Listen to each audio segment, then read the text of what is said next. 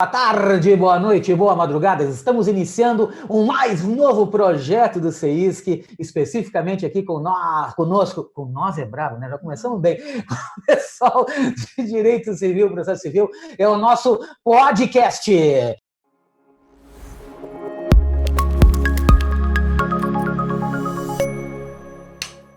E neste dia, tarde, noite e madrugada, estamos aqui, eu, o professor Leonardo Fetter, e quem mais? Quem mais está aqui? Ele? Tu está aqui? Oi, gente, começou por mim, eu estava esperando aqui, olhando. Então, estamos aqui novamente, né? O CEISC está fazendo aí uma série de áudios para o canal do podcast, e hoje nós estamos com um grupo de civil aqui. Então, que seja uma tarde bem legal e bem proveitosa. E aí, prof. Patrícia? Gente, boa tarde, tudo bom? Então, muito feliz em poder participar aqui das nossas conversas, não é, sobre direito civil no meio de uma pandemia. Então, eu sou a Patrícia Strauss e professora de civil do CEISC e também da Faculdade Média aqui de Porto Alegre. Vamos lá agora, professora Maitê? Oi, gente! Poxa, tava com saudade de vocês, hein? Fazia tempo que a gente não se encontrava, agora ao menos um encontro virtual nós estamos tendo. Sejam todos bem-vindos, o pessoal que nos escuta aí, para essa conversa, né, de hoje, dos efeitos aí da pandemia no âmbito do direito civil.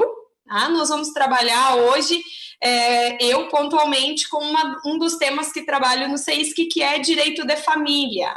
Olá, pessoal! Bem-vindos, então, a esse mais novo projeto do CEISC.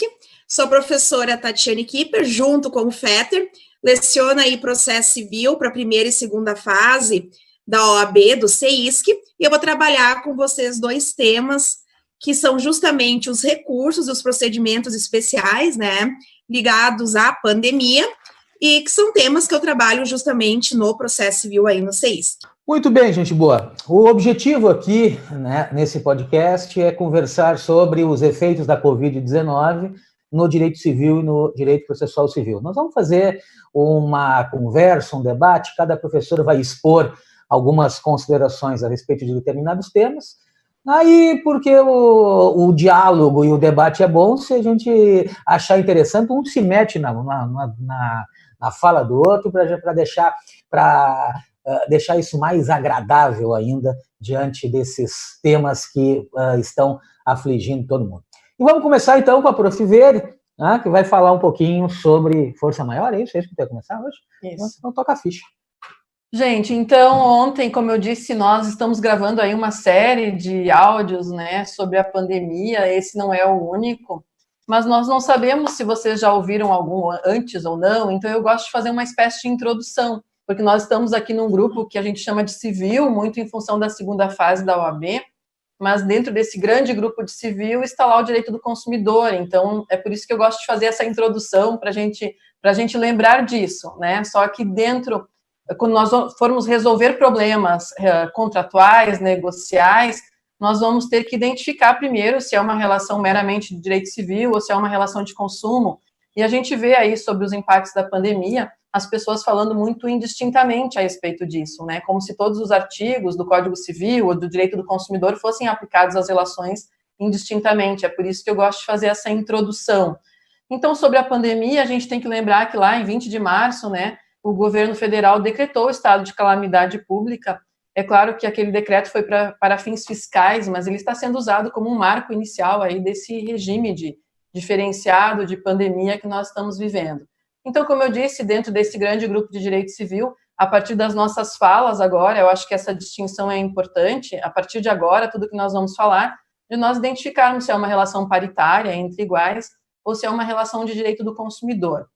Uma coisa bem importante que eu acho que também vai permear aí diversas falas é que há um consenso nos doutrinadores, nos estudiosos hoje, de que a solução dos problemas gerados pela pandemia, nos negócios, nas relações familiares, de uma forma geral, ela é muito casuística. Isso significa dizer que cada caso é um caso. Nós não vamos ter aqui, a gente não vai falar para vocês sobre regras gerais que podem ser utilizadas assim indistintamente. Existe, inclusive, uma crítica a respeito disso, né? Se tem uma solução única que a gente pode aplicar de forma linear a todos os casos. E o entendimento é de que não é. Então, até agora, a gente está trabalhando muito dentro dessa ideia de observar cada caso, que a gente chama de casuística, então, e não uma solução a priori única para todos.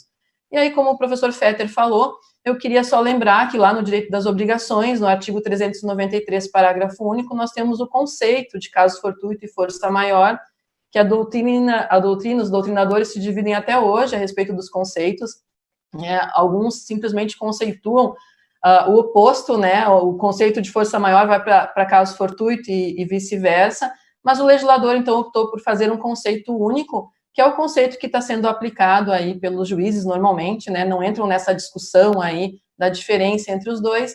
Então, no parágrafo único diz que o caso fortuito ou de força maior verifica-se no fato necessário, cujos efeitos não era possível evitar ou impedir. Então, eu gostaria de chamar a atenção, ontem eu participei de um podcast junto com o Direito do Trabalho, e lá no Direito do Trabalho eles têm um outro conceito de força maior que ressalta a imprevisibilidade, e o nosso não, o nosso ressalta os efeitos inevitáveis, aqueles que a gente não tinha como impedir.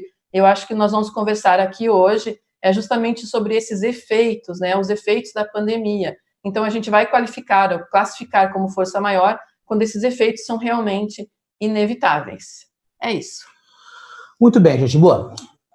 Vejam, nós montamos essa ideia de podcast tentando vincular e linkar os temas.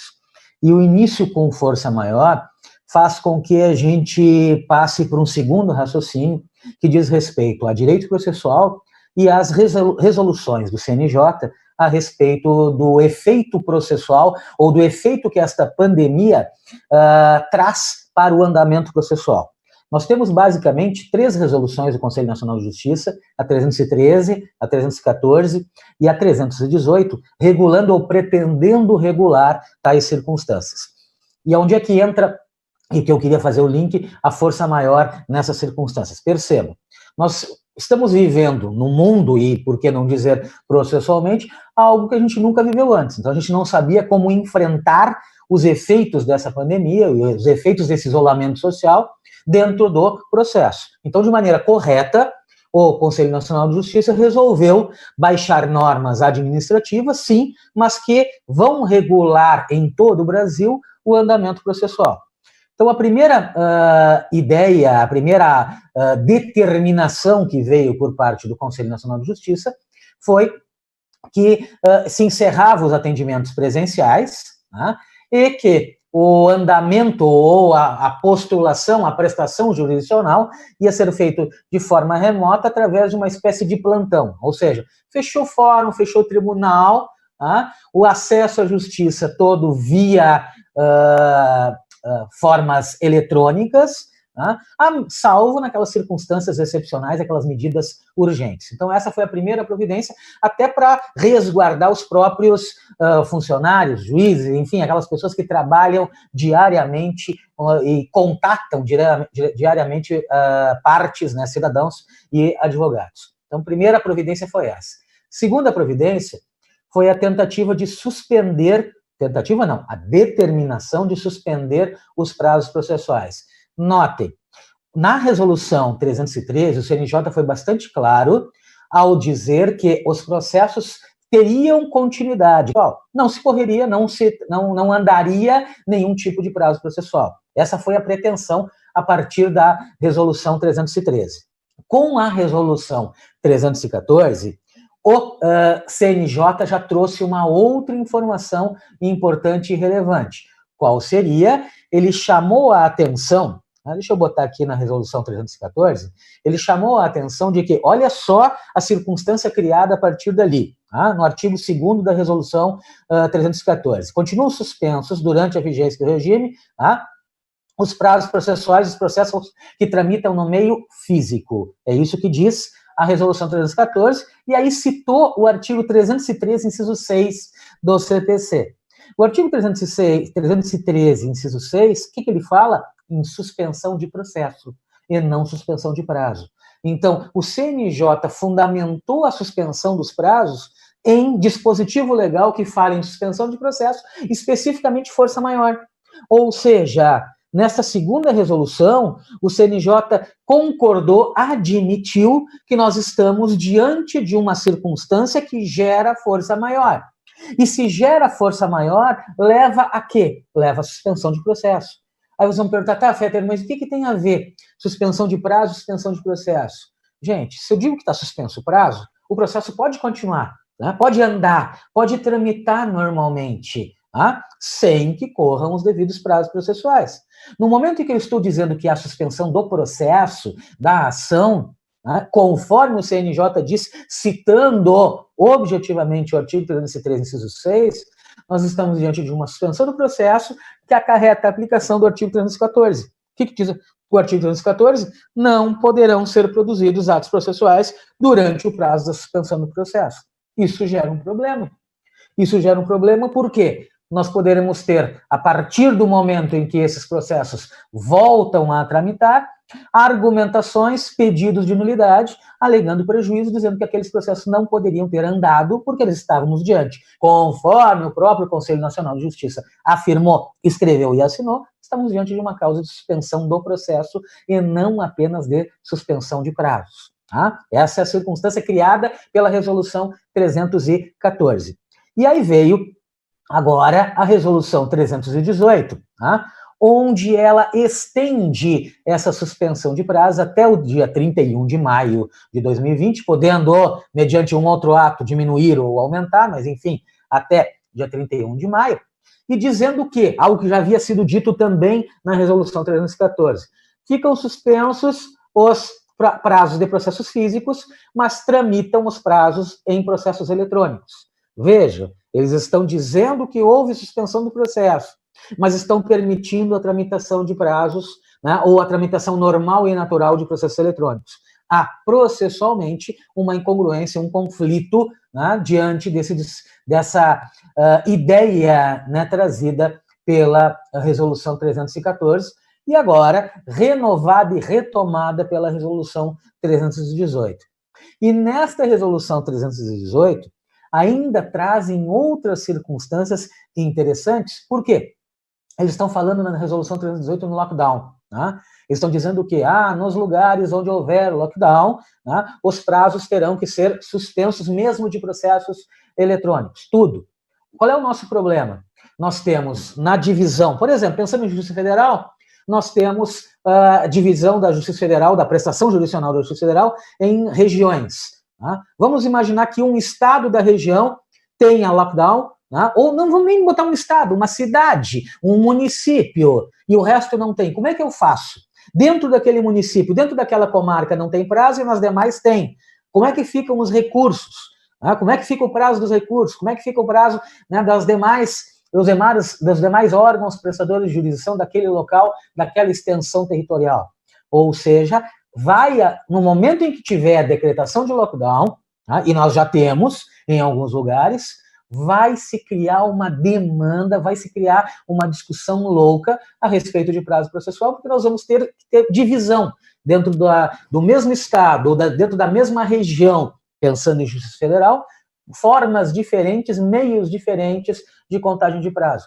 Tá? Muita gente está perguntando muito bem, eu moro em Manaus, lá em Manaus tem lockdown, tá?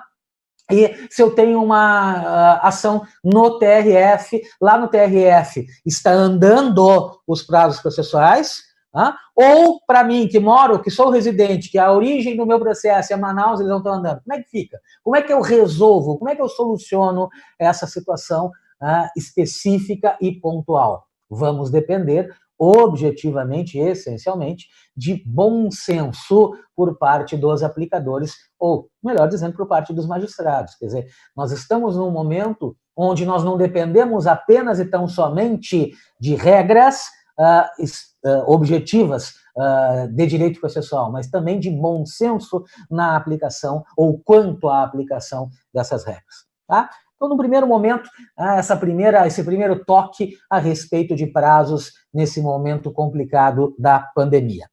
Prosseguindo a nossa ideia aqui de debate, vai lá, prof. Patrícia, né, para falar um pouquinho de direito civil. Vamos lá, então, pegando o gancho, pessoal, do professor Fetter, aqui do bom senso, né, que era também algo que eu ia comentar, em algum momento. É necessário, é super importante que você tenha bom senso quando se vá tratar das relações, aqui eu vou falar em específico agora com relação aos contratos de locações, né? Então, logo quando, enfim, começou essa epidemia a surgir, depois virou uma pandemia, não é?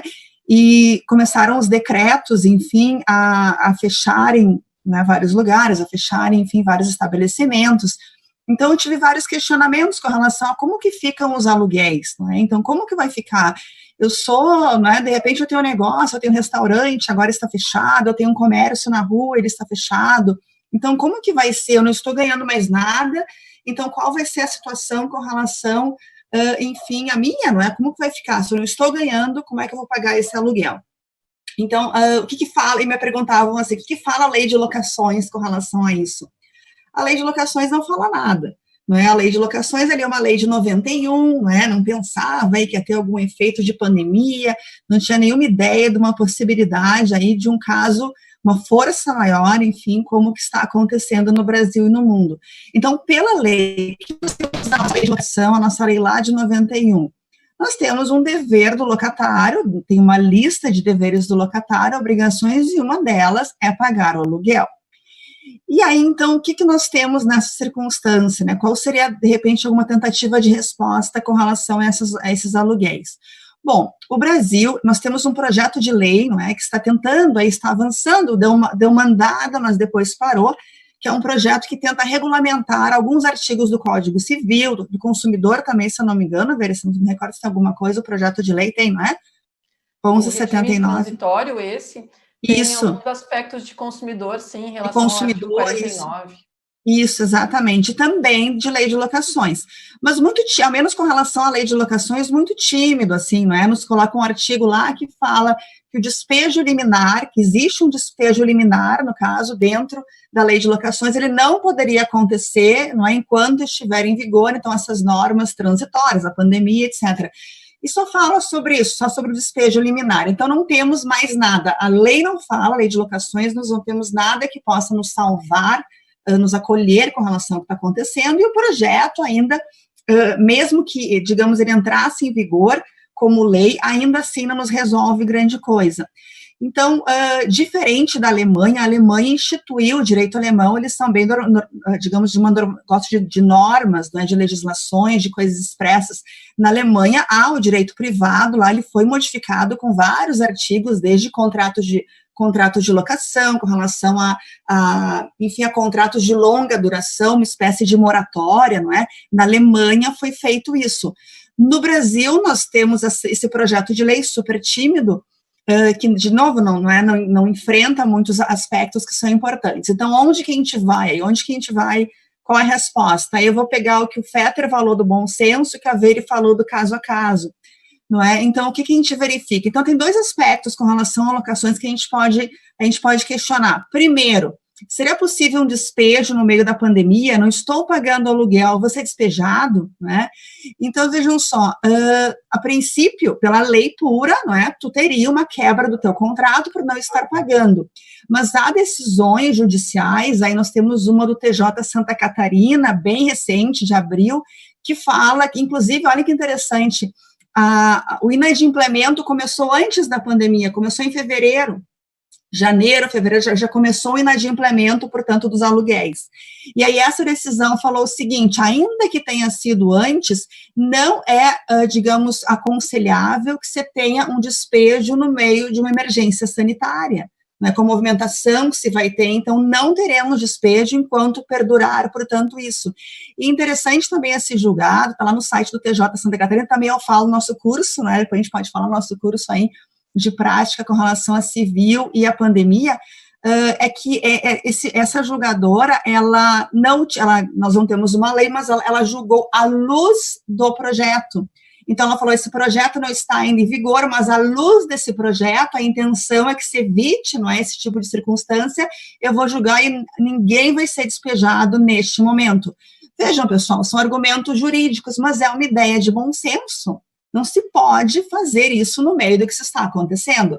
Então, aí, usando bom senso, mas não podemos viver só de bom senso, né? Precisamos de argumentos jurídicos, né? Então, se usou aí circunstâncias com relação ao projeto, circunstâncias com relação à emergência sanitária. Aí, o outro ponto com relação à locação seria o meu aluguel, né? Então, primeiro seria você despejado, há decisões que estão dizendo que não. E o aluguel? Aí, o aluguel, sim, ele é bem interessante, realmente ele é muito casuístico. Por quê?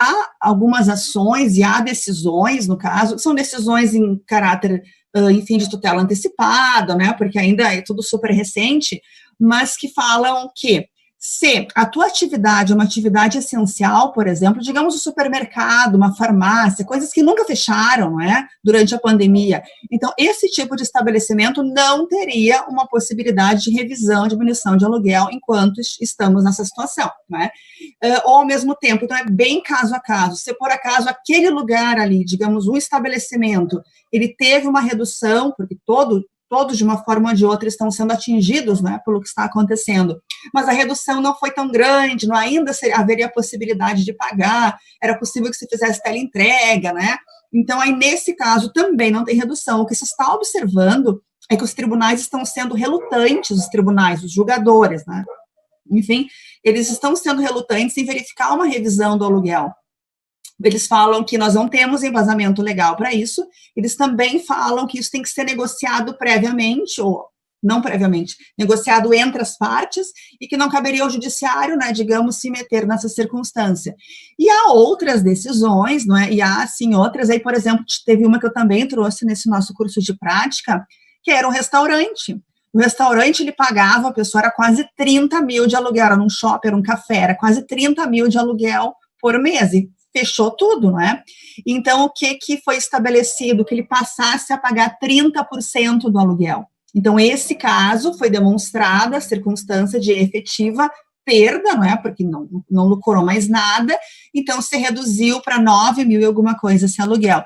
Então, o que eu aconselho, digamos, alguém que vai pensar, não é, em fazer uma revisional de aluguel, de locação, em especial essas de locações não residenciais, não é? Que a gente chama de locação comercial, que traga, nos mínimos detalhes, a comprovação de efetiva perda. Eu realmente tive perda assim, assim, assim, eu não consegui trabalhar. A simples alegação de, no caso, termos uma pandemia, caiu, não é? Enfim, o volume de negócios, isso aí não tem bastado para que os julgadores, no caso, e não sei se com razão até, não é?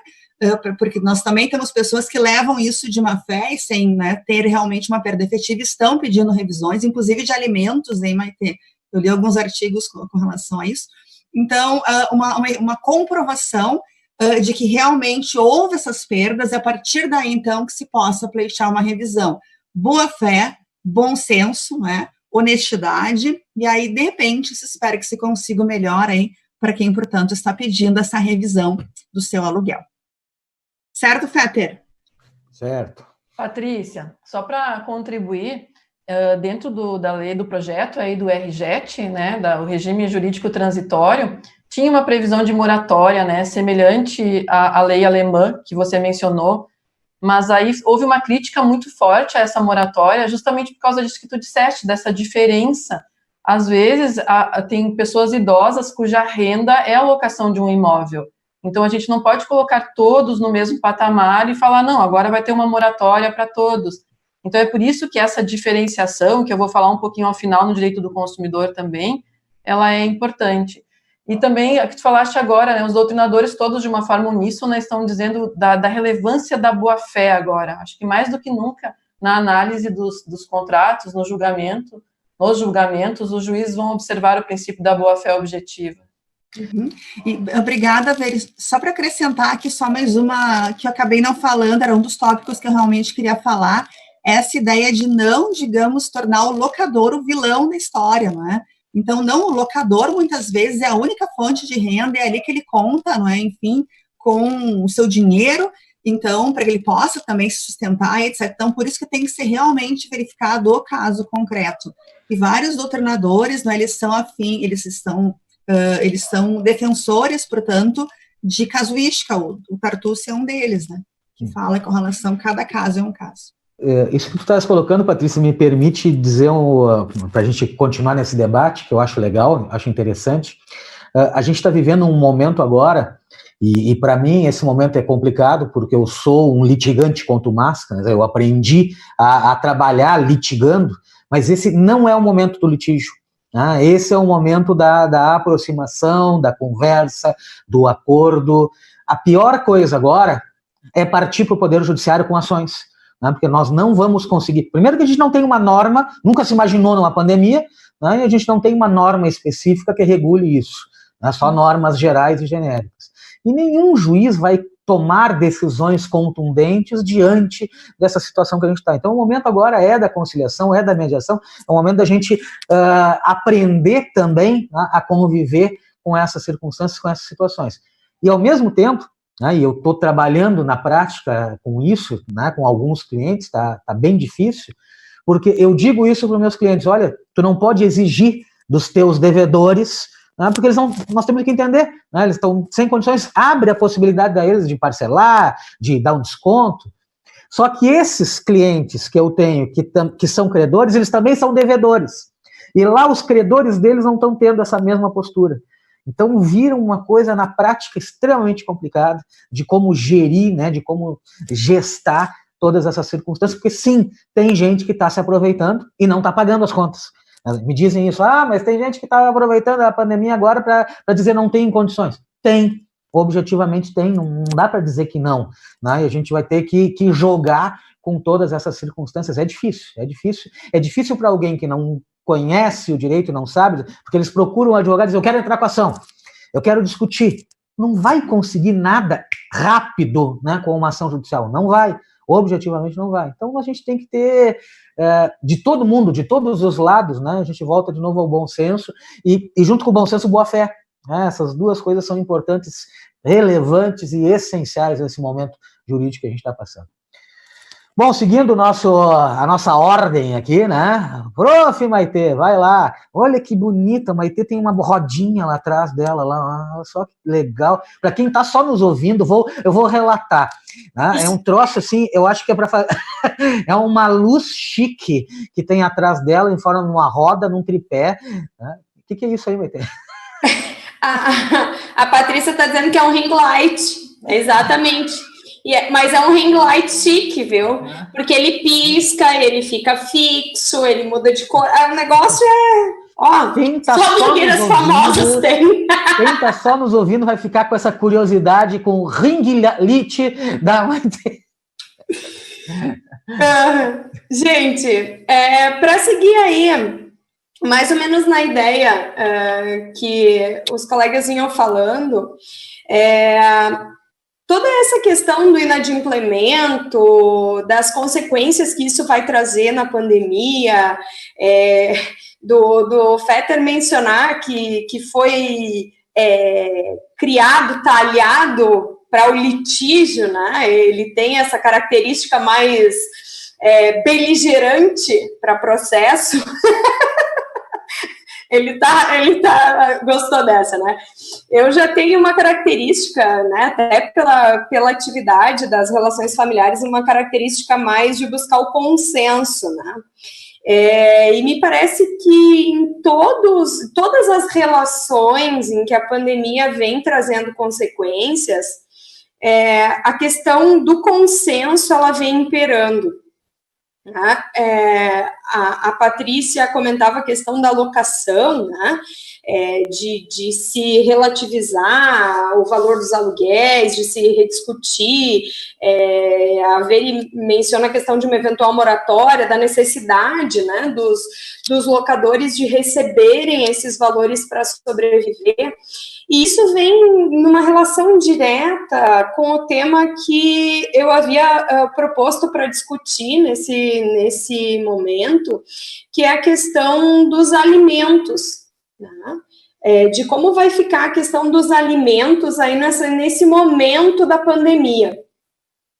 Os alimentos, né, eles têm esse caráter de, como a própria palavra diz, alimentar, né, de sustento, e esses alimentos, eles tanto são devidos em razão da existência de parentesco, né, então de pais para filhos, de avós para netos, como também em razão da existência de um vínculo entre ex-marido e ex-mulher, né? Então entre ex-cônjuges ou ex-companheiros, mas em razão da existência de um vínculo, né, de direito de família. Então, num dado momento, em razão da necessidade de alguém, afinal, os alimentos, eles são sempre fixados quando alguém tem a necessidade, né, de não ter condições por si próprio, pelo seu trabalho, né, ou em razão mesmo de idade, né, se a gente pensar na questão da criança e do adolescente, a necessidade deles se torna presumida em razão de não terem eles condições de prover por si próprios o seu sustento. Então, sempre que alguém tem a necessidade, há que se fixar esses alimentos. E no momento em que se vai fazer a fixação dos alimentos, a regra é sempre levar em conta a necessidade de quem recebe, mas também a possibilidade de quem vai pagar. Então, numa relação de proporcionalidade entre esses dois elementos. E toda vez que a gente tenha uma fixação, gera uma obrigação. E toda obrigação, quando for descumprida, né, há a possibilidade de cobrança. Então, houve uma violação de um direito, né, o direito que foi estabelecido por uma sentença ou por um acordo, que é o direito a receber a verba alimentar, e se houver o inadimplemento, então gera uma pretensão, que é a pretensão de cobrança. E essa pretensão de cobrança pode ser exercida processualmente falando, né, sem querer entrar no assunto do Fetter e da Tati aí, mas já entrando, via cumprimento de sentença ou via execução de título extrajudicial, conforme justamente a origem da fixação. Bom, a partir daí, né, a pandemia, ela traz uma série de consequências na vida de todo mundo. A pandemia determinou o isolamento social, né, determinou o fechamento de comércios, a suspensão de várias atividades profissionais, e isso, obviamente, acabou reduzindo a capacidade financeira de muitas pessoas que tinham a obrigação de pagar os alimentos. Bom, com isso, muitos questionamentos começaram a surgir, o judiciário começou a atuar, afinal, a redução da capacidade financeira do alimentante por si só permite a utilização de uma revisional de alimentos para a redução do valor fixado, né, conforme a provocação da Patrícia anteriormente, né, é possível exercer a revisional de alimentos tendo como fundamento essa redução financeira trazida pela pandemia? Bom, primeiro que a gente tem que considerar que se houver o inadimplemento, há a possibilidade do cumprimento, né, de cobrança, então, inclusive de exercer a prisão, enfim, vou falar daqui a pouquinho sobre isso. Mas, pontualmente com relação à revisão, uma vez que o alimentante, aquele que tem o dever de pagar, verifique que ele não tem mais condições de pagar aquele valor que havia sido fixado, me parece que imediatamente, para evitar consequências posteriores piores, ele deveria ingressar com uma revisional de alimentos, porque a revisional, o fundamento da revisional, está lá no 1699, que diz que uma vez que houver a alteração da necessidade de quem recebe ou da possibilidade de quem paga, permite-se a revisão do valor fixado. Agora, vocês talvez se perguntem assim, olha, mas essa alteração, ela vai ser para sempre? Não. Não quer dizer. Ela pode ser uma redução momentânea. Nós já temos decisões no sentido de determinar a redução nas obrigações alimentares exclusivamente durante o período da pandemia. Nós temos uma decisão do Tribunal de Justiça de São Paulo, proveniente da comarca de Jacareí, onde o juiz determinou a redução, havia fixação dos alimentos em 20% dos rendimentos líquidos do alimentante. O juiz determinou a redução durante o período da pandemia, então, especificamente os meses de março, abril, maio e junho, podendo haver a prorrogação, né? Reduziu para 30% do salário mínimo. Então, já existem decisões no sentido de que se possa utilizar a revisional de alimentos para fim de reduzir o valor da obrigação durante esse período em que os reflexos da pandemia reduzem a capacidade financeira daquele que tem a obrigação de pagar, né? É claro que esta redução, uma vez determinada, vai também influenciar na questão da sobrevivência daquele que recebe, porque necessita deste valor para a sobrevivência. Mas a situação da excepcionalidade, ela afinal atinge a todos, né? Então, não existe uma solução certa, pronta e acabada. O judiciário, nas decisões, na maioria delas, posso dizer, vem atuando com base no bom senso. Tá? Uma outra questão que deve se levantar quanto aos alimentos é se, durante esse período, segue havendo a obrigação de pagar, né? Existe ainda o dever de pagar.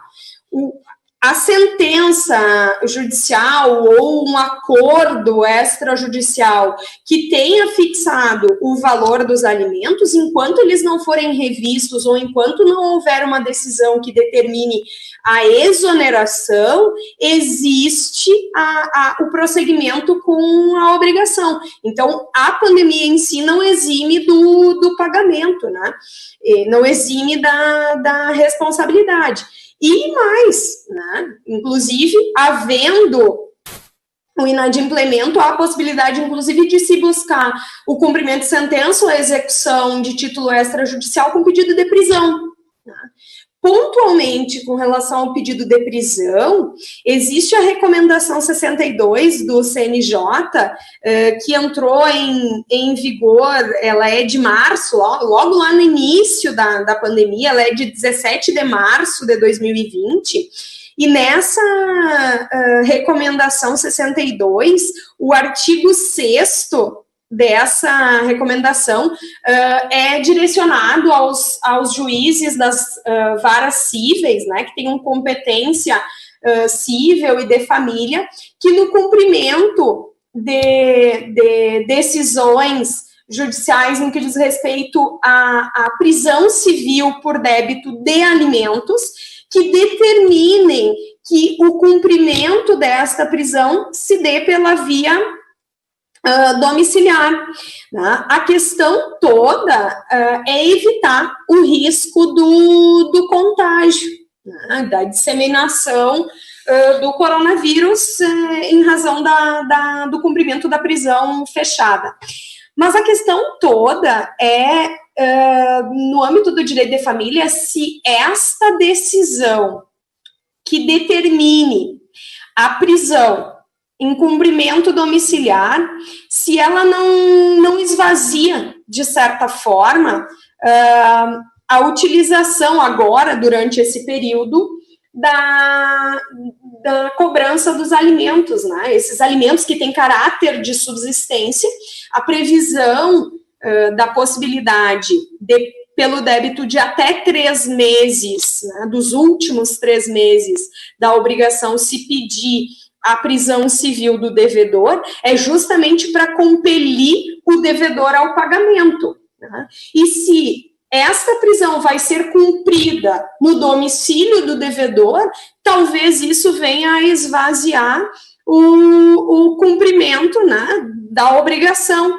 Daqui a pouco o devedor não tem patrimônio para viabilizar o cumprimento da obrigação via penhora, e a única forma de que ele cumprisse com a obrigação alimentar seria através da prisão. No momento em que a determinação do cumprimento desta prisão domiciliar, de certa forma, pode gerar um esvaziamento, né? Então, já existem, inclusive, entendimentos doutrinários no sentido de que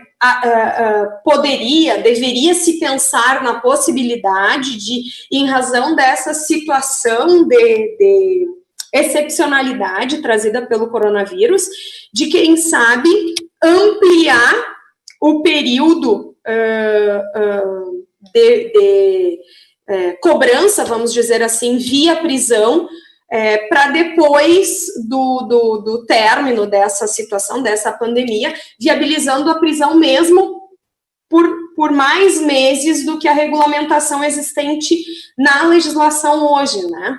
Então, é uma discussão que se inicia agora no âmbito do direito de família, não existe qualquer tipo de regulamentação nesse sentido. Acho que a Veri deixa muito claro isso no início, que, na verdade, o judiciário e todas as discussões doutrinárias, elas vêm levando em conta o caso concreto, né? As circunstâncias que envolvem aquele caso concreto para que se chegue a uma melhor decisão aí. E aí essas decisões vão desde a redução dos alimentos durante esse período, a determinação de cumprimento de prisão domiciliar, né, por débito de alimentos, até a questão dos devedores cumprirem posteriormente parcelada esta obrigação. Tá? Então, é mais ou menos por aí que a gente está nesse momento com a questão dos alimentos diante da pandemia. Professor Fetter. Eu gostei muito, Maite, de saber dessa decisão. Eu não conheço essa decisão dos alimentos, redução dos alimentos por um determinado período de tempo. Achei bem legal essa, não conhecia. Essa é uma decisão, na verdade, não é só uma, viu, Fetter? Assim, tem uma decisão do Tribunal de Justiça de São Paulo e tem uma já do Rio Grande do Sul, na comarca de Butiá, tá? Tem uma decisão que também reduziu o valor dos alimentos pelo período da pandemia de 40% do salário mínimo para 30%. Tá? E tudo em função da pandemia, em razão da redução das atividades ou dos rendimentos, né, do indivíduo por conta do isolamento. Tu lembra de uma live que a gente fez junto, que eu ainda te provoquei falando da possibilidade da penhora do auxílio emergencial, né? Me chamou a atenção nessa resolução do CNJ 318, que eles dizem que esse auxílio emergencial é alimentar e não pode ser penhorado, né, no artigo 5º. Né? Só que eles esquecem de uma coisa. Né? Primeiro, né, eles não podem dizer isso para o juiz, porque é uma recomendação, eles não é uma lei. Né? O juiz pode. Não existe vinculação, é apenas recomendação. Né? Mas a mesma lógica da prisão domiciliar. E eles esquecem também que muitas vezes, talvez até a maioria, a penhora em cima do auxílio emergencial, eles estão dizendo, não pode penhorar o auxílio emergencial porque é verba alimentar. Só que muitas vezes tem a cobrança, a execução da verba alimentar já, né? E a execução da verba alimentar permite a penhora também sobre verba alimentar, né? E isso eles não põem na resolução. Aí é que tá, né? Porque, na verdade, concordo que o auxílio emergencial tenha caráter alimentar, mas o débito que está gerando a execução, se ele é de alimentos, também tem caráter alimentar. E aí então, incide o parágrafo 2º do uma vez a questão do conflito entre dois direitos, que deveria, ao menos, permitir que o juiz, no caso concreto, analisasse, né, a preponderância de um deles. Não tenho dúvida. Tá? Que o auxílio emergencial é alimentar, só que, existindo um débito alimentar, o auxílio vai ser penhorado naquela proporção do parágrafo 2º ali do 833, né, que refere lá do 529 para o terceiro até 50% dos ganhos líquidos. Pronto, é aquilo ali. Mas que tem que, ou que pode, tu lê ali, o auxílio emergencial não pode ser penhorado de forma alguma. Pode. Se for cobrança de verba alimentar, pode. É que daí vem também uma relação, né? Talvez não seja a melhor das relações, mas eu acho que nesse momento Até para quem nos escuta, né, muitas vezes são profissionais que também buscam, assim, algum norte para situações concretas, né. Eu acho que a gente pode fazer aí, nesses casos, uma relação com a própria questão da impenhorabilidade do bem de família, como regra, para as cobranças, para as execuções, e na exceção, justamente, quando se tratar de cobrança de alimentos. Então, acho que é mais ou menos dá para fazer essa mesma relação com relação ao auxílio emergencial. Afinal, também é permitido execução incidindo sobre FGTS, né, a penhora do FGTS para fins de cumprimento da obrigação alimentar. Maite, vamos acordar a Tati. A Tati está dormindo lá. Acorda, Cara, Tati. Eu vou aproveitar agora e vou explicar. Então, antes eu mandei uma mensagem para ela, eu disse, tu não vai dormir? E ela disse, não vou dormir. Eu disse, mas tu tá tirada para trás aí. E ela não entendeu. Eu tô escondida, gente. Bem quietinha aqui para não ter barulho. Vai lá, Tati, fala aí um pouquinho. Todo mundo quer ouvir tua voz. Então tá bom, a minha linda voz, né? Bom, pessoal, fazendo um link aqui com tudo que já foi falado, né? Encerrando esse primeiro bloco, então, eu acho que é inegável os reflexos dessa pandemia no processo civil. Eu trato, né, de forma mais precisa, então, sobre os recursos e, ao final, ali, sobre os procedimentos especiais. Mas só um assunto que eu trouxe ali como reflexo, né, já no processo civil, mesmo não sendo um recurso, e é até um assunto que o Fetter aborda nas aulas, é sobre até o benefício da gratuidade da justiça, né? O benefício tem direito quem, né, é hipossuficiente nos termos da lei, ou seja, pessoa natural, pessoa jurídica, brasileira ou estrangeiras, né, hipossuficiente de recurso.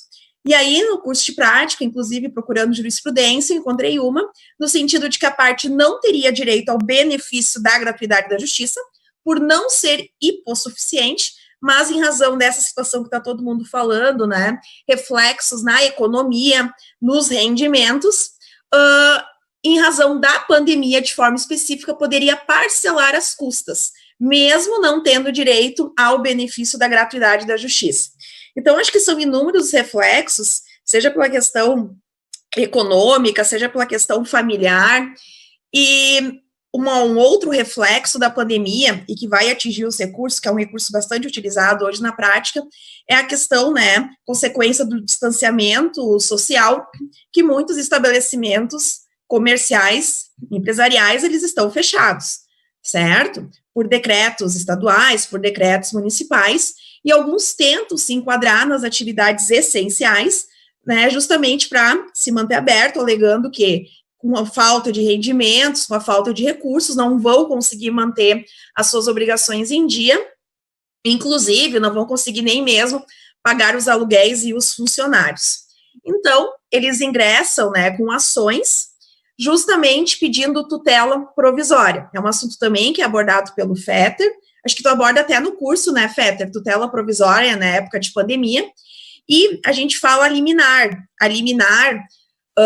na tutela provisória, que justamente pode ser concedida quando ela for de urgência, seja antecipada, cautelar, nas hipóteses lá do artigo 311, inciso 2 e 3, na tutela da evidência.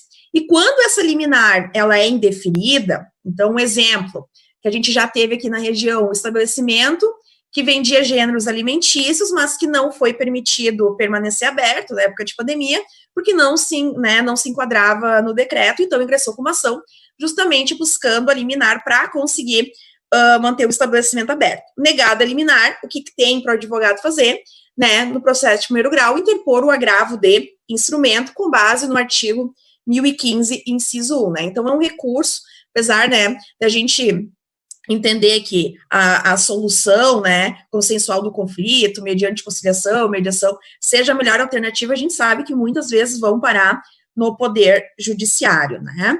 E uma outra consequência para os recursos, que a gente vai ver que o Fetter também falou, é a questão da suspensão, né, suspensão dos prazos. Nós sabemos que o 1003 lá do CPC, ele estabelece prazo para recorrer, e no caso dos recursos pelo processo civil, está lá no parágrafo 5º, que a gente tem o prazo de 15 dias, 219 dias úteis, né, e ocorrendo essa suspensão do prazo processual, consequentemente, vão estar também em suspenso o prazo para recorrer. Quando a gente fala em suspensão, o que acontece? Não volta o marco zero. O advogado vai ter que estar, né, consciente de que, como nos autos físicos, né, ainda estão suspensos, mas os autos eletrônicos voltaram a ocorrer, o que acontece? Que, voltando o prazo processual, volta tão somente o prazo, né, que faltava. Exemplo, se a apelação tem 15 dias, já transcorreu, né, 8 dias do prazo que eu tinha para recorrer, vou ter tão somente 7 dias úteis. E eu acho que uma outra consequência, quando nós falamos... Petra, se tu estiver te coçando, pode intervir, tá?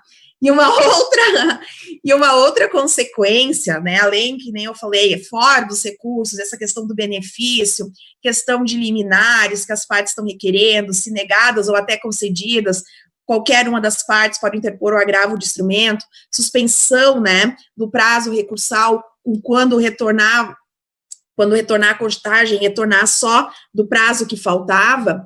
Uma outra questão que a gente fala nos recursos, que o Fetter depois vai falar, é a questão do julgamento dos recursos via sessão virtual, né? Os recursos, eles estão sendo julgados de forma virtual, e aí eu vou dizer que eu tenho um processo na prática que os autos de primeiro grau, né, são físicos, certo? E aí o que acontece? Lá no tribunal foi digitalizado, e aí o que acontece? Já foi marcada a sessão de julgamento, que vai se ocorrer de forma virtual. E aí, a gente verifica na jurisprudência que alguns advogados estão pedindo que não ocorra o julgamento de forma virtual, porque vai trazer prejuízo. E aí, os tribunais estão se manifestando no sentido de que não vai haver prejuízo, e que se o advogado quiser interpor aqueles memoriais em sede de recursos, poderia interpor de forma eletrônica, mesmo o julgamento sendo de forma virtual, né? Eu acho que os reflexos do processo civil são inúmeros. Quanto aos recursos, eu justamente queria destacar esses, depois o Fetter vai falar, se quiser falar agora, justamente da questão do julgamento dos recursos, né, de forma virtual. Eu disse aqui, eu estava com o áudio desligado, mas eu disse, a Tati te conhece. Ele já estava ali, né, se coçando. Não, é que eu gostei que tu trouxe, primeiro foi a ideia da justiça gratuita, e é um troço que eu defendo há muito tempo, e que estou perdendo, né? Lógico, né? Normalmente as coisas que eu defendo eu perco, mas eu defendo o parcelamento das custas não apenas para o beneficiário da justiça gratuita. E conforme a previsão do CPC, né? Porque eu acho uma incongruência tu dizer assim, ó, só tem direito a parcelamento quem tem justiça gratuita. Quem tem justiça gratuita não paga custos.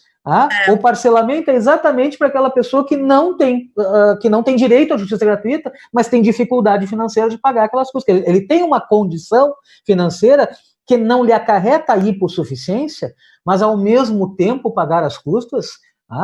Eu tô com um cliente agora, Tati, aqui, que eu não sei o que eu vou fazer, porque é um cara que não é um hipossuficiente, até porque é uma ação de quase de R$1 milhão. Só que de custas são R$50 mil. Sabe o que é tirar R$50 mil para entrar com uma ação? Não dá. Posso agora me aí também? Fala, Mike. Interessante, Fetter. Sabe quando isso acaba acontecendo muito? Claro, agora é uma situação de... agora é especial, né? É especial. Mas sabe quando isso acaba acontecendo muito? Em situações de inventário, onde os herdeiros estão recebendo patrimônio, mas eles não têm liquidez, eles não têm renda própria para custear as despesas do processo. E aí não é deferida a gratuidade judiciária, porque em razão da existência de patrimônio a partilhar, só que o problema é que o patrimônio não gera a liquidez necessária para que eles tenham o valor suficiente para pagar as custas do processo. E interessante, Fetter, que essa jurisprudência, que eu até trago no curso de prática, é bem precisa. Ela fala, olha, o sujeito ele não é hipossuficiente, porém ele teve uma queda nos rendimentos em razão das comissões. Como ele... algumas atividades estão proibidas de serem exercidas, certo? Ou até a questão da circulação diminuiu o rendimento em sede de comissões, então não foi deferido o benefício, mas foi dado o parcelamento em razão dessa questão da pandemia de forma específica. essa ânsia arrecadatória das custas por parte do Estado e da União, ela acaba ofendendo o artigo 5º, né, quanto ao acesso à justiça. É um troço muito louco. É muito simples, né? Tem direito. Eu vejo 3 situações. Tem direito ao benefício da justiça gratuita, ótimo. Tá? Não é hipossuficiente, pode pagar parceladamente, ótimo. Pega um exemplo da Maitê do inventário, custas ao final, pronto, paga ao final, na hora que tiver acesso ao numerário, vai pagar, não é questão de querer jurisdição sem pagar, né? As pessoas esquecem, né? Hoje não, né?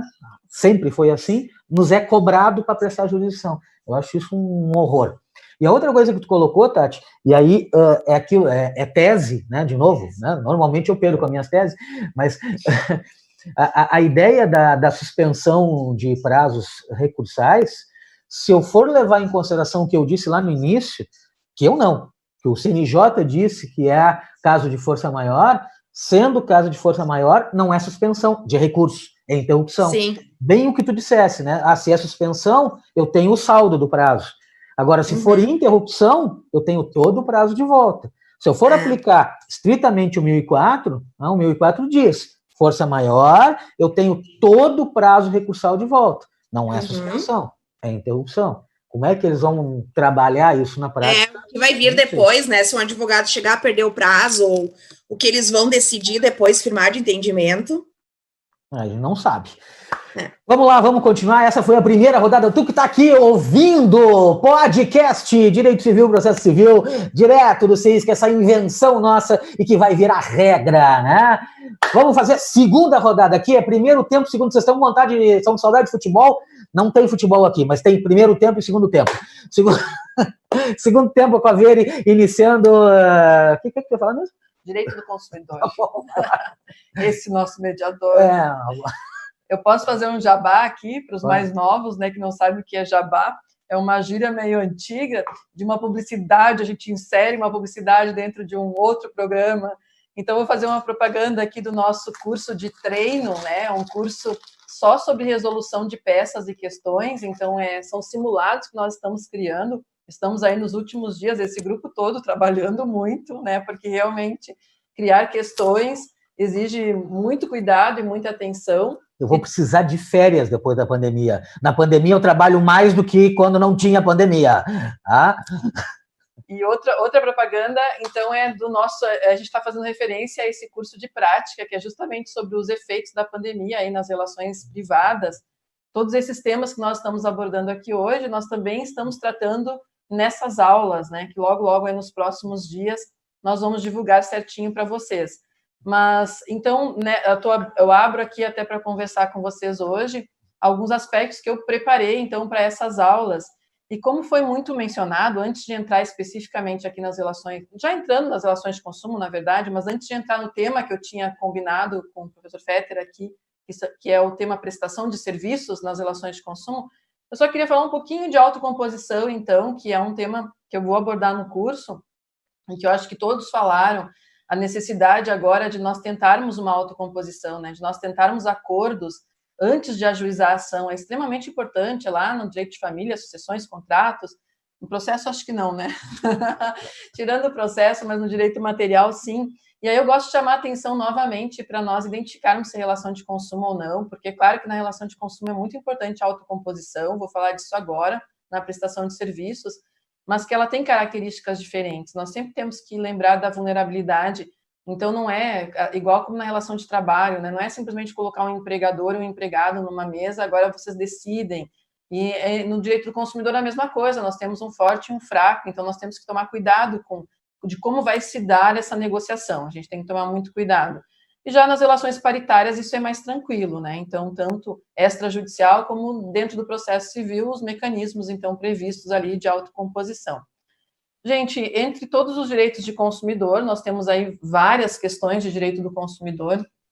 Antes de ir adiante, se alguém tiver curiosidade, tem um professor lá que é procurador do Estado do Rio de Janeiro, ele fala, a tese, eu acho que não sei agora se é tese de doutorado ou foi a dissertação de mestrado, que ele defende o direito de renegociar, ele entende que existe um dever de se abrir para a negociação, ele fundamenta isso muito bem, então eu acho que é um bom argumento aí daqui para frente para nós utilizarmos. É o Anderson Schreiber, se alguém tiver interesse nisso. Então, dentro de todos os problemas relacionados a contratos de consumo que nós vamos ter daqui para frente, estamos tendo, mas que vamos ter judicialização, né, mesmo apesar da tentativa de composição, não resta dúvida de que nós teremos uma enorme judicialização de problemas decorrentes da pandemia. Então, o que mais me perguntam, eu escolhi o maior, assim, o que gera maiores polêmicas até agora, são os contratos educacionais. Então, eu acho que é o que as pessoas estão mais discutindo aí em termos de como resolver, são os contratos relacionados à educação. Então, inicialmente, eu acho que é bem bom nós destacarmos que a educação formal, aquela regulada pelo MEC, embora seja uma relação civil, tem muita gente escrevendo isso, olha, é uma relação de direito civil, até por causa da análise da competência, já vou falar sobre a competência, mas além de ser uma relação de direito civil, no sentido amplo, de consumidor também, porque nós temos aí a prestação de um serviço e um destinatário final do outro lado, nós também temos regras de direito público. Então, a forma de pagar as mensalidades escolares é através de um modelo semestral ou anual, isso está previsto numa lei que disciplina a educação formal. Então, a gente não... É diferente de uma academia de ginástica, se eu vou, eu pago, se eu não vou, eu não pago. A gente separou, a gente dividiu em 6 meses ou em 12 vezes o contrato da prestação de serviço, o semestre ou o ano. Então, as pessoas se enganam muito, elas acham, eu estou pagando o mês de abril, eu uso o serviço do mês de abril. Não é isso, né? É semestralidade ou anualidade. Então, isso é um aspecto importante. E agora uma síntese do que todo mundo aí, tudo que eu estou lendo e vendo, assistindo, a respeito desse debate. Nós temos inúmeros projetos de lei, inúmeros, né? Nós temos aí diversos estados, agora antes de começar o podcast, eu li que foi aprovado no Ceará uma lei estadual, reduzindo aí em percentual que varia, né, até 30%, tem percentuais diferentes, determinando o desconto das mensalidades escolares. Mas, de uma forma geral, é claro, os doutrinadores têm mencionado a inconstitucionalidade dessas leis estaduais, dizendo que a competência, justamente por ser uma relação de direito civil, a competência para criar leis sobre isso é da União. Então, nós temos essa discussão aí que pode ir muito longe se os estados começarem a aprovar normas desse feitio, né, padronizando aí ou determinando compulsoriamente um desconto nas mensalidades escolares. O que os doutrinadores estão dizendo? E quando eu digo assim, que eu estou falando hoje, o que os doutrinadores estão dizendo, parte, eu acho que pelo que a Maitê falou, desse aspecto que nós não temos um direito pronto para isso, para enfrentar a pandemia. Então, nós vamos pegar as normas que nós temos e daqui para frente nós vamos interpretá-las de uma forma que dê conta dos problemas que nós estamos sofrendo. E quem é que está interpretando, né? São os doutrinadores, são os estudiosos, então, logo, logo, essa doutrina toda que está sendo produzida vai ser usada como fundamento de uma decisão judicial. Então, é o momento de nós nos apegarmos e observarmos o que as pessoas estão dizendo. Então, novamente, existe um consenso de que nós temos várias saídas aí para o problema educacional. Primeiro, eu li hoje, eu anotei, esqueci de... eu acho que está aqui, eu trouxe sim. É uma curiosidade, né, que são mais de 150 países implementaram o fechamento das instituições de ensino, causando um impacto em mais de 80% da população estudantil do mundo. Então, nós não estamos falando aqui de a universidade aqui da cidade, ou aqui no Brasil, alguma escola X ou Y, nós estamos falando de um aspecto mundial, de escolas fechadas, introduzindo, se adaptando aí com a educação remota. Então, nós temos que observar isso. Primeiro, a solução é casuística. Essas leis aí de constitucionalidade duvidosa, além de constitucionalidade duvidosa, que elas estão padronizando um percentual, isso provavelmente não vai ser mantido no judiciário, porque cada caso é um caso.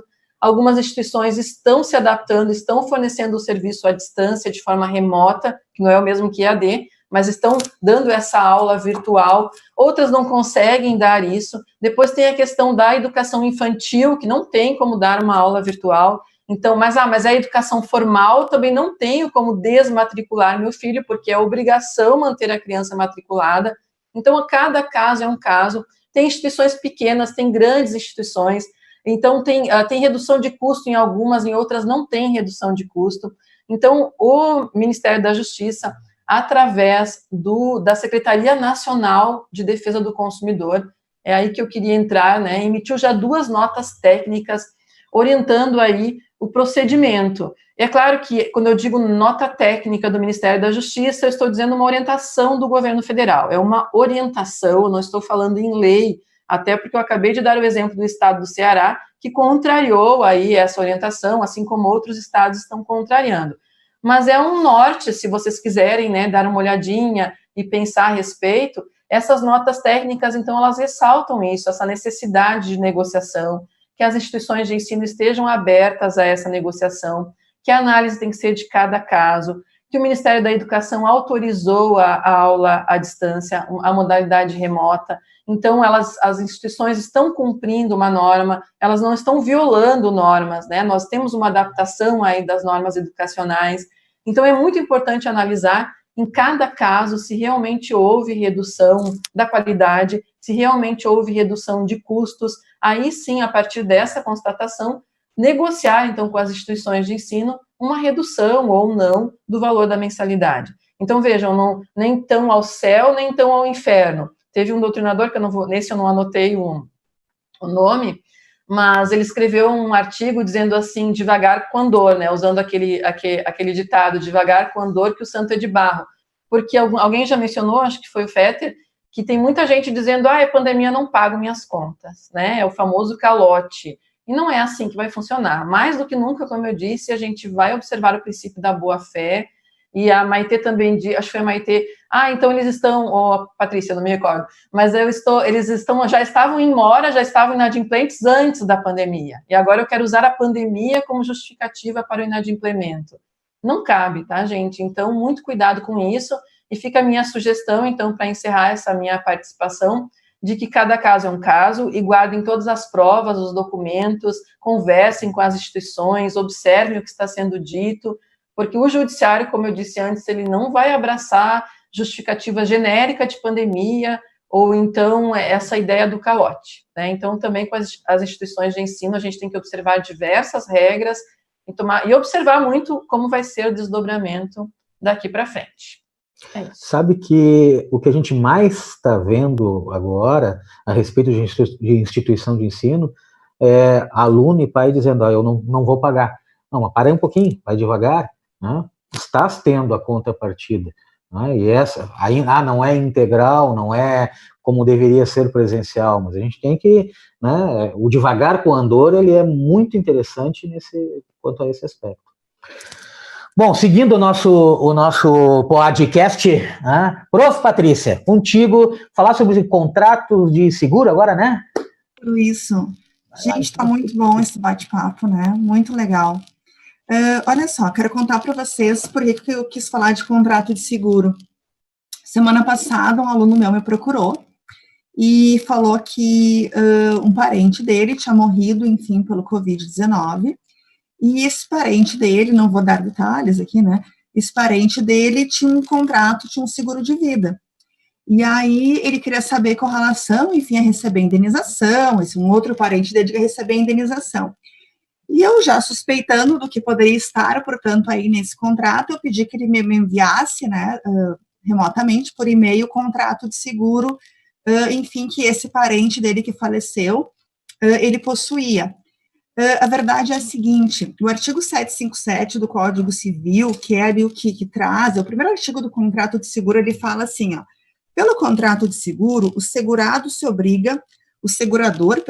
se obriga, mediante o pagamento de prêmio, a garantir interesse do segurado contra risco pré-determinado. Então, o seguro, ele garante o segurado, vejam só, prêmio é aquele valor que o segurado paga para a seguradora, né, tem um nome estranho, assim, e depois a indenização, digamos, seria o valor aí que a seguradora teria que pagar ao segurado ou algum outro beneficiário, de uma forma bem simples no caso.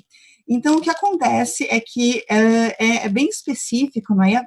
O contrato de seguro, ele é muito extenso, há doutrinadores que tratam somente disso aqui no Brasil. É um tipo de contrato que cresce muito, ele tem crescido exponencialmente no Brasil, em termos de números, assim, eu tenho os dados, né, da SUSEP, que é a Superintendência de Seguros Privados. E aí, o 757 do Código Civil fala, então, que vai haver esse seguro contra riscos pré-determinados. Então, eu pergunto a vocês, será que a pandemia, a endemia, enfim, como queiram, as epidemias, elas estariam cobertas? Né? Então, uma pessoa, ela vem a falecer, vejam só, pelo Covid-19, e aí, digamos que ela tem um seguro de vida. Nós teríamos, no caso, uma cobertura, não é? Então, os parentes, de repente, os beneficiários receberiam. E a verdade é que pelos contratos de seguro, há uma exclusão, há uma cláusula excludente de, portanto, garantia, não se garante, portanto, é um risco que passa, vejam só, de uma ideia de risco pré-determinado. Então, nos contratos de seguro, nós temos que o risco derivado, o risco como consequência à morte derivada de uma pandemia, epidemia, uma endemia, não é coberto pelo contrato de seguro. Né? Então, a pessoa que falece, estando lá, mais uma vez, essa cláusula contratual, os beneficiários ou beneficiário eles não irão receber, portanto, os valores decorrentes do seguro de vida. Inclusive, a SUSEP, ela recomenda isso, ela permite que as seguradoras, a SUSEP, que, de novo, é a Superintendência de Seguros Privados, ela recomenda que as seguradoras excluam os riscos cobertos, não é? Excluam dos riscos cobertos a morte do segurado que tenha decorrido de pandemia declarados por órgão competente, que é exatamente o que está acontecendo, né, no Brasil e no mundo, uma declaração por órgãos competentes mundiais do que está ocorrendo, que é a pandemia.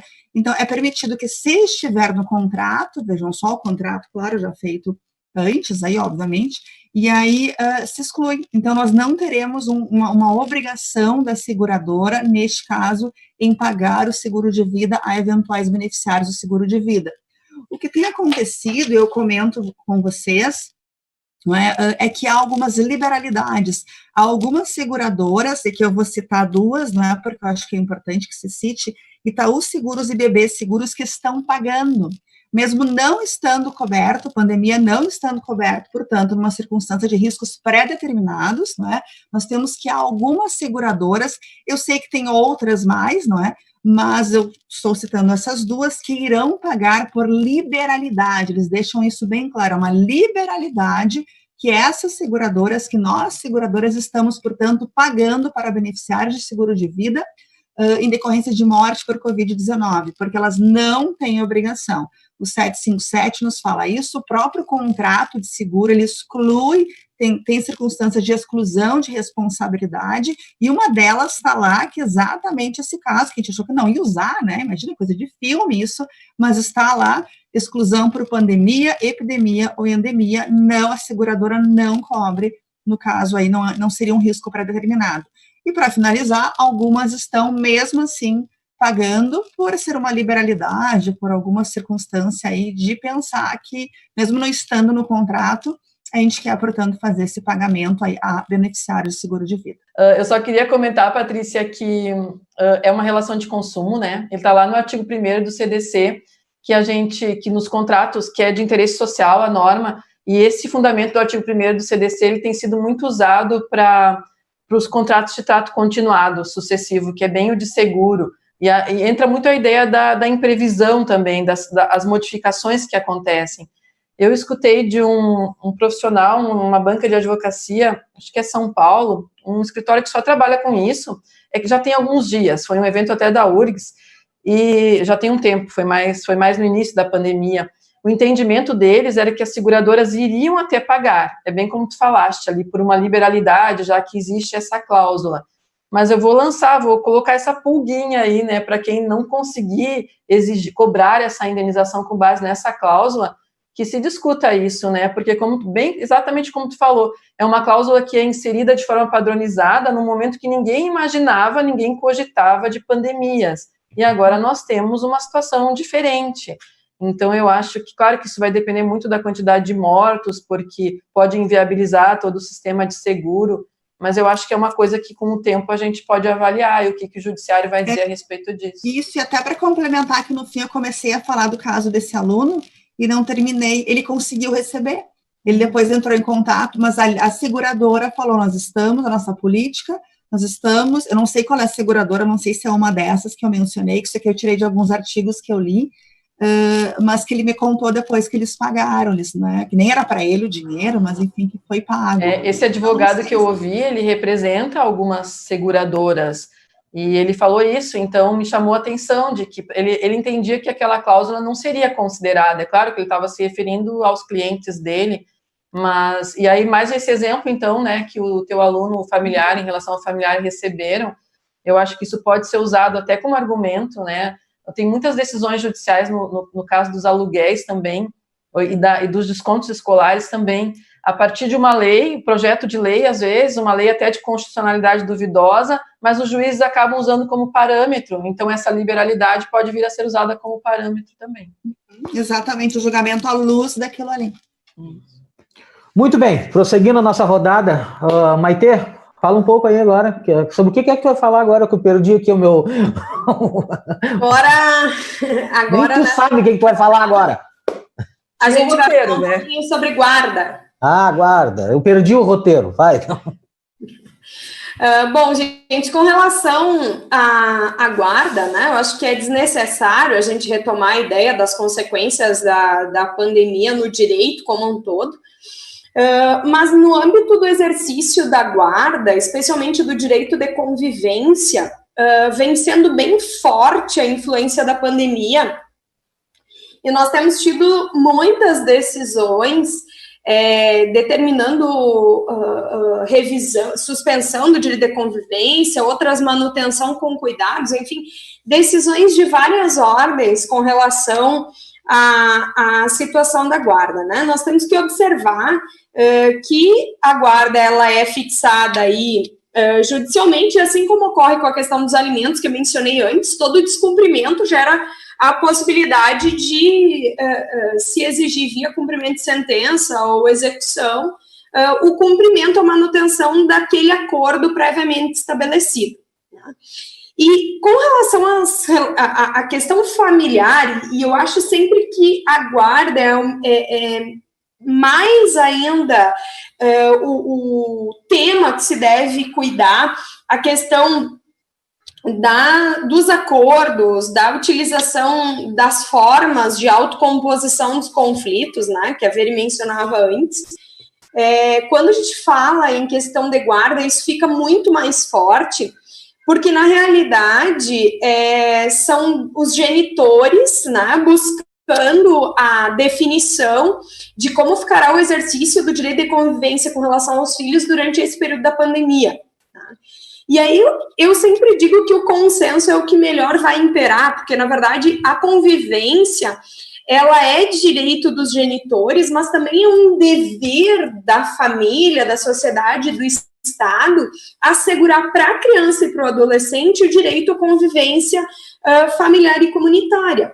E, nesse momento, nós temos aí a questão da convivência familiar e comunitária em choque com a questão da saúde, né, de questões de saúde pública.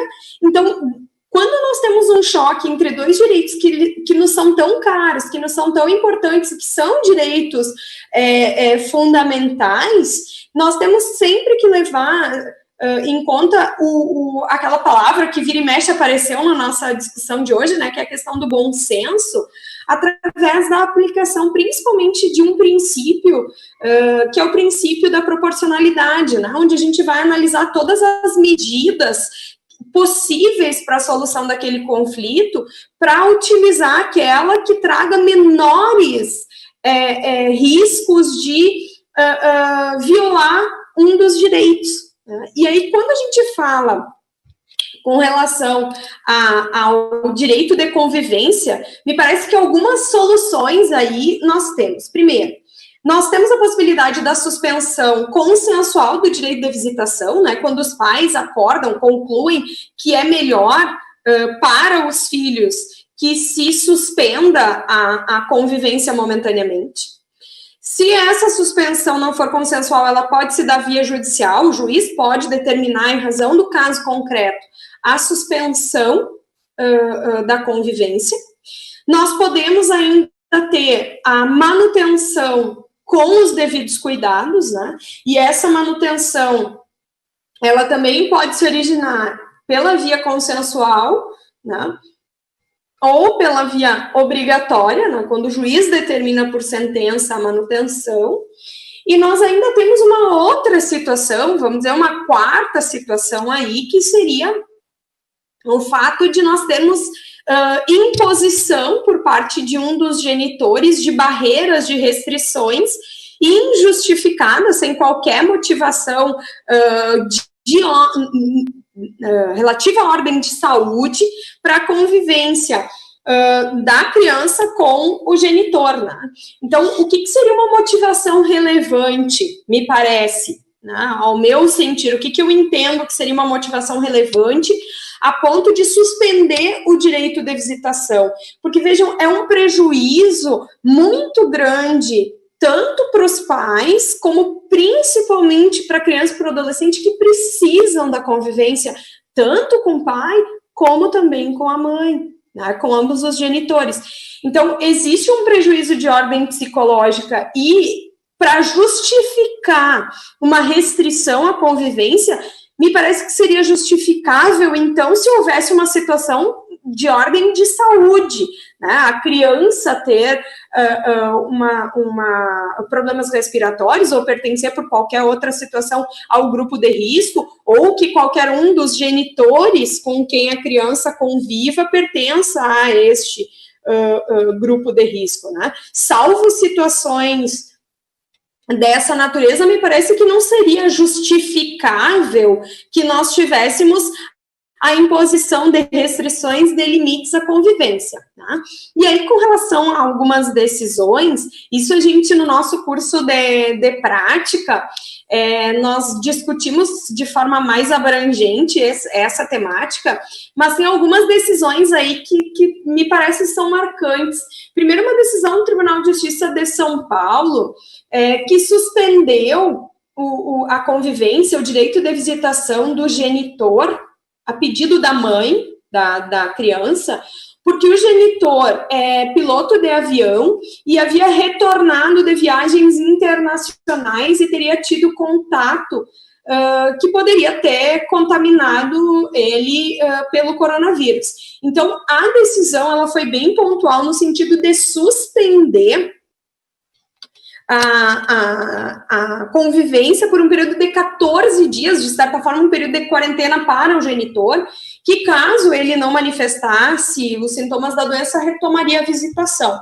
Tá? E nós temos uma outra decisão que eu também acho bem importante da gente mencionar, para mencionar apenas duas, assim, e não estender muito, existem várias outras com relação à guarda, tá? Me parece que são dois temas no âmbito do direito de família que tem dado um boom aí de situações, que é uma decisão proveniente do Ceará, de um acordo que foi feito via uma videoconferência entre os genitores, os dois assistidos pela Defensoria Pública do Estado, em que eles acordaram que, para o período da pandemia, eles estavam restringindo a visitação, então eles estabeleceram um regime de visitas diferenciado, estabeleceram que durante aquele período a guarda seria unilateral da genitora e que o período de convivência seria apenas em finais de semana alternados, né, durante horário pré-fixado, e estabeleceram ainda nesse acordo, inclusive a redução do valor dos alimentos, né, para linkar com o assunto anterior, também durante esse período. Então, na verdade, o que a gente tem visto é que nesse período de pandemia, as decisões, elas têm sido em vários sentidos, sempre levando em conta o caso concreto para que não haja prejuízo nem dos genitores e muito menos da criança ou do adolescente. Mas sempre levando em conta que a solução consensual entre os genitores é a melhor pedida aí, certo? Seguindo a nossa rodada final, Tati, o que tu tem aí para nos colocar, para finalizar esse podcast? Uma questão que a gente está vendo nos noticiários é justamente sobre o aumento da violência doméstica, né, e familiar contra as mulheres. E aí eu queria fazer um link com o procedimento especial, já que é o procedimento especiais que eu trabalho aí, né, no processo civil no CEISC, com o procedimento especial das ações de família, que estão dispostos lá no artigo 693 do Código de Processo Civil, especialmente uma alteração legislativa que nós tivemos aí no final, né, em 2019, que justamente quando essas ações de família envolve né, vítima, uma parte que seja vítima de violência doméstica e familiar, porque aí vai haver intervenção do Ministério Público, né? Então, uma alteração legislativa. Então, acredito, né, infelizmente, que conforme os noticiários estão apontando que está havendo o aumento dessa violência doméstica em razão da questão do isolamento, seja porque as pessoas estão mais tempo em casa, seja porque as mulheres não estão se deslocando, né, não estão tendo comunicação, né, com outras pessoas, então está havendo esse aumento do número de violência doméstica. Então um procedimento especial, que inclusive envolve, né, esses processos litigiosos de guarda, divórcio, reconhecimento e extinção de união estável, visitação, enfim, é justamente as ações de famílias, e com alteração legislativa, se um desses processos envolver a vítima, né, de violência doméstica e familiar, vai haver intervenção obrigatória do Ministério Público. Inclusive também houve alteração na questão da tramitação processual, que conforme agora o artigo 1048, inciso 3 do Código de Processo Civil, esses processos vão ter que ter a tramitação preferencial. Fetter não está se coçando em nada, nem a Maitê? Posso me deslocar? Posso então encerrar? Então, gente, a minha contribuição em processo civil foi essa, tá? Claro que a gente não consegue esgotar todos os assuntos, né? São muitos assuntos na área civil e processual civil que vão ter reflexo aí na pandemia. Então, foi um prazer participar dessa conversa com vocês, queridos colegas, tá? Desculpa qualquer falha na transmissão. E aí, até um próximo encontro, que eu acho que vai ser virtual ainda, né? Joia, Prof. Tati, vamos fazer uma rodada de tchau. Começa aí, Maitê, dá teu tchau pro pessoal, Tati. Se vocês estão só escutando, se vocês tivessem a oportunidade de ver o que a gente vê aqui, vocês não imaginam. Maitê, dá o tchau aí.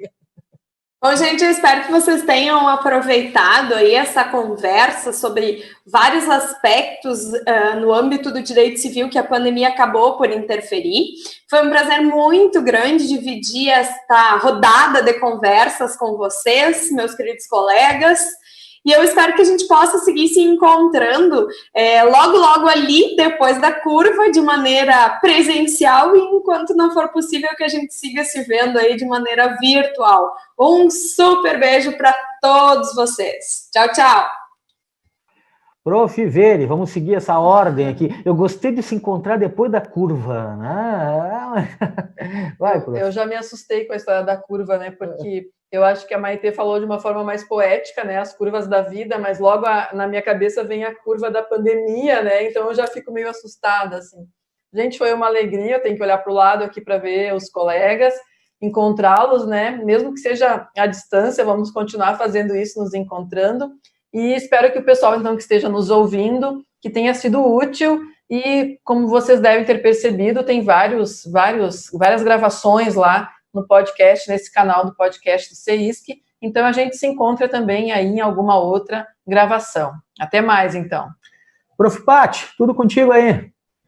Gente, antes de mais nada, agradecer a oportunidade. Acho que é uma ideia super legal e tomara que seja a primeira de muitas, né? Muitas aí discussões, tem tantos temas que a gente pode fazer, que a gente pode falar. E também, então, queria finalizar, deixar um beijo para vocês que estão aí nos escutando, nos ouvindo, e se cuidem, certo? Gente, estamos encerrando esse podcast. Vocês podem ter certeza que vai ter mais uns 14 desses, assim, porque a gente adorou estar aqui.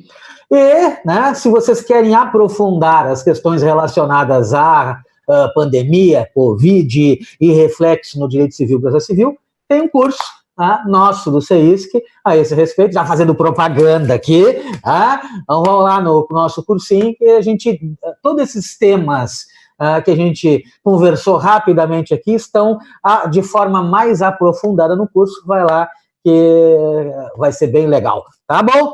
De resto, baita beijo, um grande abraço, obrigado por vocês terem, se alguém aguentou até agora, é porque estava bom, Tem like em podcast? Não tem like, né? Não dá para dizer para dar um like para nós. Manda mensagem no direct. Todos nós temos Instagram, manda mensagem no direct dizendo que adoraram o podcast, tá? Beijo, abraço, tchau!